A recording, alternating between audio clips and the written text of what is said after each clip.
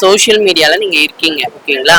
Media அப்படின்னும் போது அதுல தவிர்க்க வேண்டிய விஷயங்களை தவிர்த்துட்டுறால, அதனால நிறைய இழப்புகள் ஏற்படுது, நிறைய கெடுதல் ஏற்படுது. இப்போ பாத்தீங்களா ரீசெண்டா ஒருத்தர் கேரளால இறந்து போனாரு இல்லையா. அது என்ன நினைக்கிறீங்க நீங்க சொல்லுங்க, அது அந்த மாதிரி பெண்கள் பண்றக்கா எப்படி பாக்குறீங்க?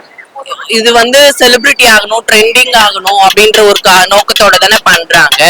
சோ இந்த மாதிரி பர்சன்ஸ் எல்லாம் இருக்கு மீடியால அப்படின்னு கேக்குறேன் நான். இல்ல சோ அந்த சோசியல் மீடியாங்கிறது பட் எல்லாம் காமனா யூஸ் பண்ற பிளாட்ஃபார்ம் தானே. அது யாரு வேணாலும் நம்ம மெயில் ஐடி வச்சிருந்தா யூஸ் பண்ணிக்கலாம். பட் என்ன இதுன்னு பாத்தீங்கன்னா அது வந்துட்டு தனி பர்சனோட இண்டிவிஜுவலோட மிஸ்டேக் தான் தவிர ஒட்டுமொத்தமா அந்த பிளாட்ஃபார்மே நம்ம தப்பா சொல்ல முடியாது. அந்த பிளாட்ஃபார்ம்ல பாசிட்டிவா யூஸ் பண்றவங்களும் இருக்காங்க, அதை பத்தி நல்ல நல்ல தகவல் சொல்றவங்களும் இருக்காங்க.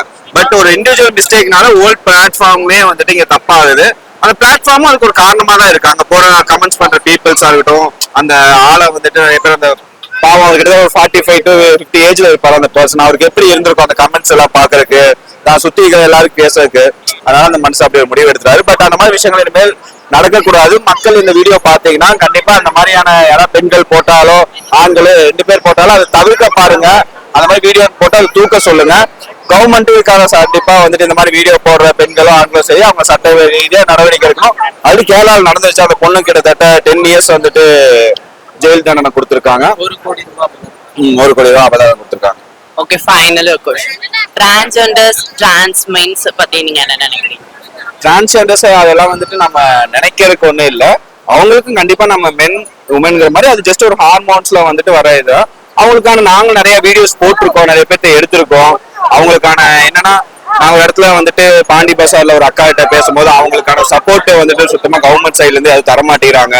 எக்ஸ்ட்ரா வீடு தரது அந்த மாதிரியான விஷயம்லாம் வந்து பண்ண மாட்டேங்கிறாங்கன்னு சொல்லிட்டு அந்த வீடியோ நாங்களுமே போஸ்ட் எல்லாம் பண்ணியிருக்கோம்.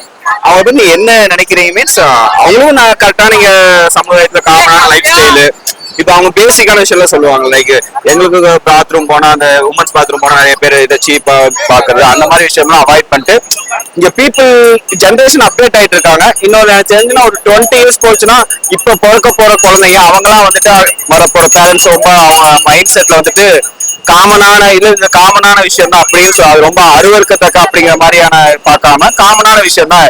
இவங்களும் ஒரு ஹியூமன் பீயிங் தான், அவங்களுக்கு இந்த மாதிரி ஹார்மோன்ஸ் தான் அப்படி ஆயிட்டாங்கன்னு சொல்லி அதுக்கான நாலேஜ் கொடுத்து வளர்த்தாங்கன்னா இது ரொம்ப ஈக்குவலா இருப்பாங்கன்னு நான் நினைக்கிறேன். Thank you so much. I'm very proud of you.